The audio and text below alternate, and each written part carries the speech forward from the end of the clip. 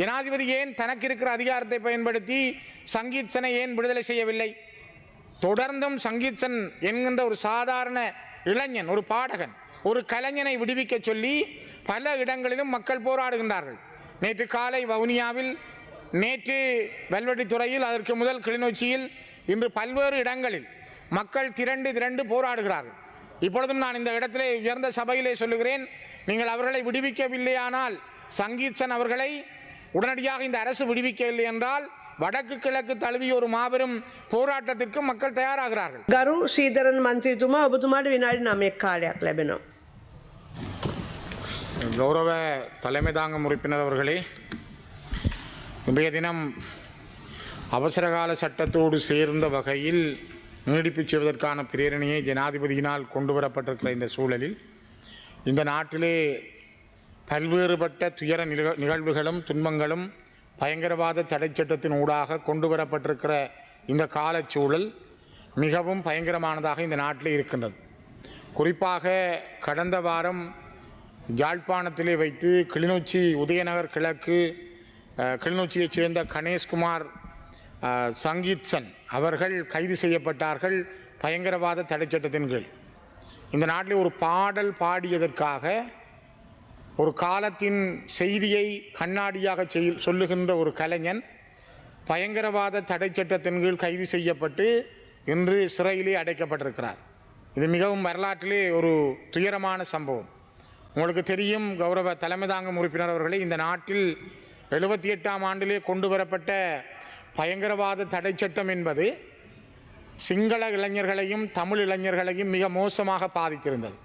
இன்று அரசமைத்திருக்கிற ஜேவிபி என்பிபியாக இருக்கலாம், மாற்றம் பெற்றிருந்தாலும் கூட 60,000க்கும் மேற்பட்ட சிங்கள இளைஞர்களும் யுவதிகளும் மிக மோசமாக படுகொலை செய்யப்படுவதற்கும், இந்த நாட்டிலே மிக மோசமாக அழிக்கப்படுவதற்கும் இந்த பயங்கரவாத தடை சட்டத்தை அப்போதிருந்த ஐக்கிய தேசிய கட்சி அரசாங்கத்தைச் சேர்ந்த JR ஜெயவர்தன, பிரேமதாசா போன்றவர்கள் மிக கொடூரமாக அதனை பயன்படுத்தி இருந்தார்கள்.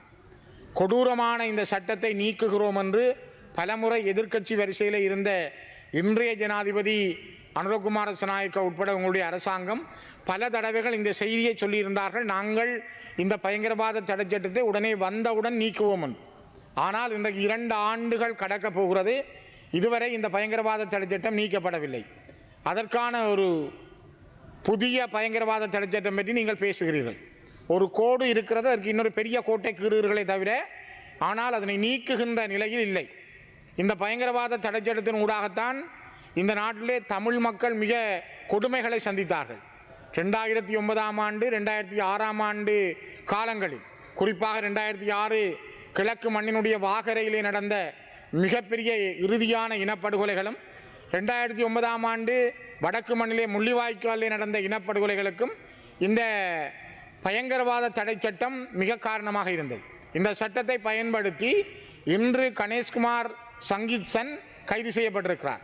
அவர் ஒரு பாடல் பாடி இருந்தார். இந்த நாட்டிலே பாடுகின்ற உரிமை தடுக்கப்பட்டிருக்கிறதா அப்படி என்றால் இந்த சபையிலே நீங்கள் சொல்ல வேண்டும். பேசுகின்ற உரிமை தடுக்கப்பட்டிருக்கிறதா? தீபச்செல்வன் புத்தகங்களை எழுதியிருந்தார். இந்தியாவிலிருந்து வந்த புத்தகங்கள் சுங்க திணைக்களத்தில் தடுத்து வைக்கப்பட்டிருக்கிறது. எழுதுகின்ற உரிமை தடுக்கப்பட்டிருக்கிறது. பாடுகின்ற உரிமை தடுக்கப்படுகிறது. கூட்டம் கூடுகின்ற உரிமை தடுக்கப்படுகிறது. பயங்கரவாத தடை சட்டத்தை வைத்தே நீங்கள் இதனை செய்கின்றீர்கள். இன்று அதனை இன்னும் மெருகூட்டுவதற்காக இன்றைய சட்ட மூலத்தையும் ஜனாதிபதி தனக்கு இருக்கின்ற அதிகாரத்தை பயன்படுத்தி இதனை செய்கின்றார். ஜனாதிபதி ஏன் தனக்கு இருக்கிற அதிகாரத்தை பயன்படுத்தி சங்கீத்சனை ஏன் விடுதலை செய்யவில்லை? தொடர்ந்தும் சங்கீத்சன் என்கின்ற ஒரு சாதாரண இளைஞன், ஒரு பாடகன், ஒரு கலைஞனை விடுவிக்க சொல்லி பல இடங்களிலும் மக்கள் போராடுகின்றார்கள். நேற்று காலை வவுனியாவில், நேற்று வெல்வெட்டித்துறையில், அதற்கு முதல் கிளிநொச்சியில், இன்று பல்வேறு இடங்களில் மக்கள் திரண்டு போராடுகிறார்கள். இப்பொழுதும் நான் இந்த இடத்திலே உயர்ந்த சபையிலே சொல்லுகிறேன், நீங்கள் அவர்களை விடுவிக்கவில்லையானால், சங்கீத்சன் அவர்களை உடனடியாக இந்த அரசு விடுவிக்கவில்லை என்றால் வடக்கு கிழக்கு தழுவிய ஒரு மாபெரும் போராட்டத்திற்கு மக்கள் தயாராகிறார்கள். இளைஞர்கள் பாதிக்கப்பட்டிருக்கிறார்கள், பேச முடியாமல் இருக்கிறார்கள். அரசு பொறுப்படுத்த காலத்திலிருந்து அபிவிருத்தி என்ற வார்த்தைகளை நீங்கள் சொல்லிக் கொள்கிறீர்கள். ஆனால் அபிவிருத்தி என்பது நடந்ததாக தெரியவில்லை. கைதுகளும் அடக்குமுறைகளும் இந்த நாட்டிலே மிக கோலோச்சி மேலோங்கி இருக்கிறது. அண்மையிலே யாழ்ப்பாண மேல் நீதிமன்றத்தினுடைய நீதிபதியாக இருந்த அலெக்ஸ் ராஜா 2 மாதங்களில் திடீரென பதுளை மாவட்டத்துக்கு மாற்றப்பட்டார்.